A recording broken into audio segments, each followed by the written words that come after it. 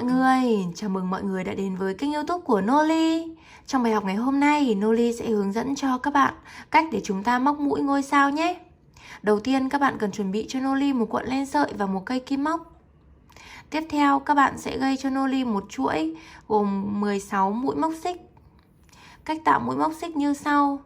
Các bạn sẽ cầm đầu ngắn của sợi len ở phía tay cầm kim móc, đầu nối liền với cuộn len ở phía tay còn lại. Chúng ta sẽ xoay một vòng như thế này.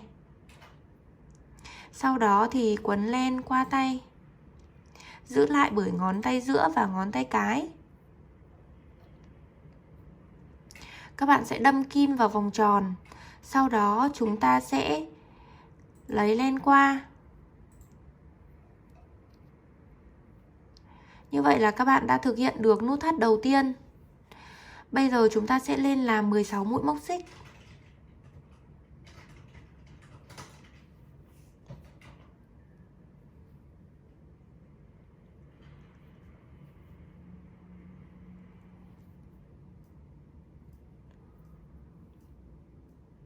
Sau khi đã móc xong một chuỗi gồm 16 mũi móc xích, các bạn sẽ đâm kim ngược trở lại chân mũi.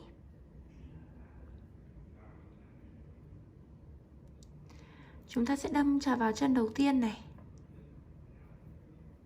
kéo lên, đâm vào chân tiếp theo.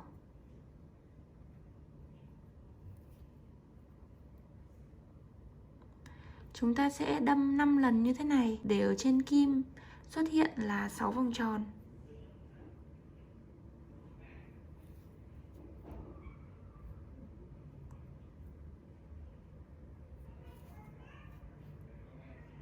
Khi mà ở trên kim đã có 6 vòng tròn, các bạn sẽ lấy len và đi qua cả 6 vòng tròn ấy.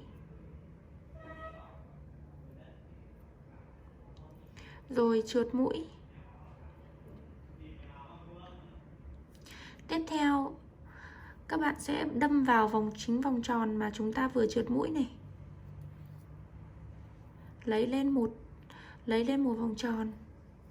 Tiếp theo ở cạnh ngắm ngang một vòng tròn nữa. Ở ngay tại chân này này.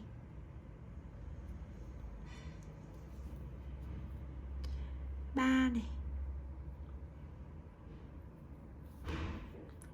4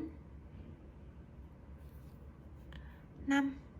Chúng ta sẽ lấy lên 5 lần thì các bạn sẽ xuất hiện được là 6 vòng tròn ở trên kim. Các bạn lấy lên và đi qua cả 6 vòng tròn, trượt mũi để khép họa tiết lại.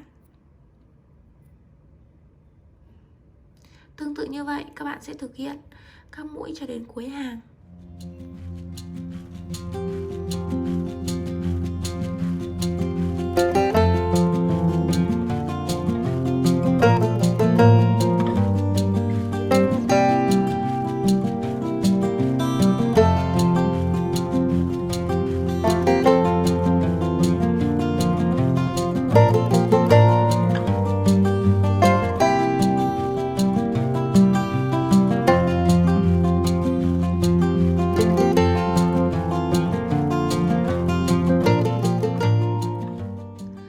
Tới cuối hàng, các bạn sẽ móc thêm cho mình một mũi nửa kép. Chúng ta lấy len, đâm vào chân móc, kéo lên, đi qua cả 3 vòng tròn trên kim. Bây giờ các bạn đã kết thúc được hàng đầu tiên. Ở hàng thứ hai, các bạn sẽ lên cho mình là 2 mũi móc xích. Sau đó chúng ta quay sản phẩm lại. Ở mỗi khoảng trống, các bạn sẽ móc là 2 mũi đơn.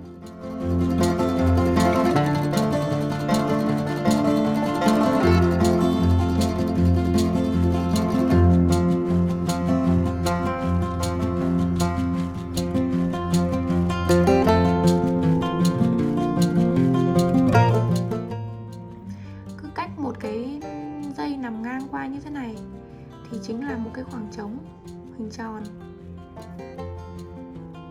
Cách một cái đoạn dây nằm ngang thì lại có một cái khoảng trống hình tròn như thế này.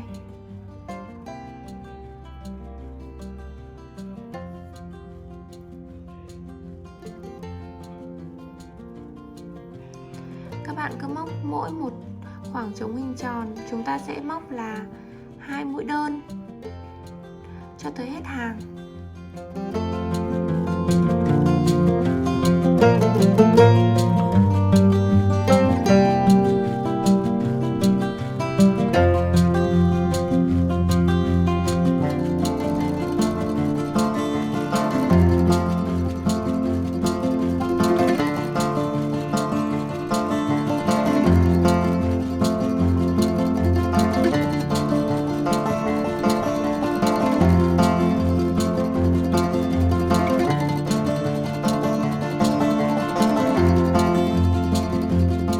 Tới cuối hàng các bạn vẫn cần phải thực hiện thêm một mũi đơn nữa là chúng ta mới kết thúc được hàng.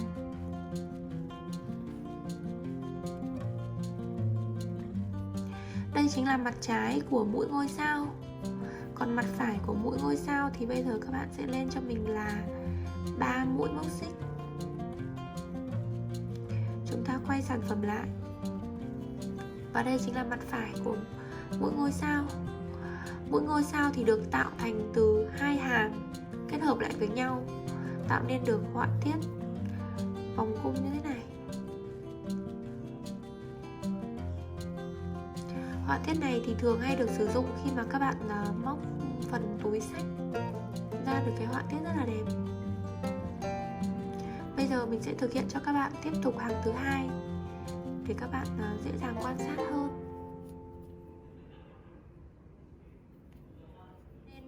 Sau khi đã tạo thêm được 3 mũi móc xích, các bạn sẽ đâm kim vào mũi móc xích thứ hai tính từ kim móc. Chúng ta sẽ lấy lên một vòng tròn, tiếp tục lấy lên một vòng tròn nữa. Ở chân của mũi móc các bạn sẽ móc một vòng tròn. Hai chân kết tiếp theo chúng ta cũng lấy lên và kéo lên. Khi đạt được ở trên kim 6 vòng tròn, các bạn sẽ lấy lên và đi qua cả 6 vòng tròn đó. Khóa lại bằng một mũi trượt. Tại phần khoảng trống đầu tiên, các bạn sẽ lấy lên và kéo lên. Cạnh các bạn móc một mũi. Ở phần chân của mũi móc, chúng ta sẽ móc một mũi nữa. Hai chân tiếp theo các bạn cũng đâm kim vào và lấy lên.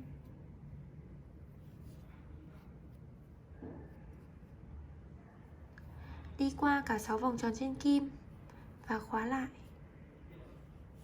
Mũi cuối cùng các bạn sẽ lấy lên và móc cho mình là một mũi nửa kép.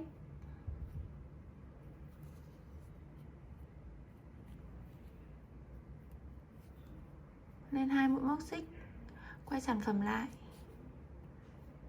móc vào khoảng trống 2 mũi đơn.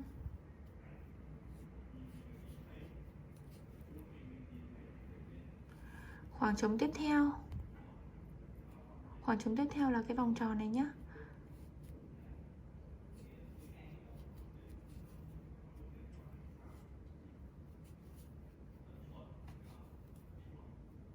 Cuối cùng các bạn sẽ móc một mũi đơn là chúng ta sẽ kết thúc được họa tiết hình ngôi sao. Lên một mũi để khóa. Đây chính là mặt trước của sản phẩm này.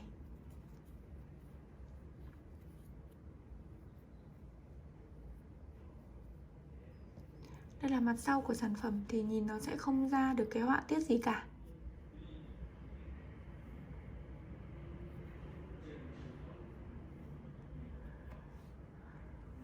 Nếu như mà tiếp tục phát triển lên thì các bạn có thể là lựa chọn hai cách để chúng ta sẽ móc hàng thứ hai.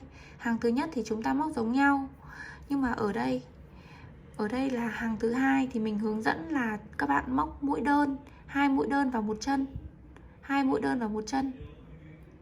Còn ở đây theo họa tiết này thì mình đã sử dụng là 2 mũi nửa kép móc vào một chân. Thì khi mà xong họa tiết thì nó sẽ có một cái đường gân như thế này, nó nổi lên trên bề mặt sản phẩm. Tùy vào sở thích mà các bạn sẽ lựa chọn là chúng ta sẽ móc mũi đơn hoặc là mũi nửa kép. Noli chúc các bạn thành công nhé. Đừng quên ấn like và subscribe kênh YouTube của Noli Handmade. Bấm vào biểu tượng quả chuông để là người sớm nhất xem được video mới nhất của Noli. Bye!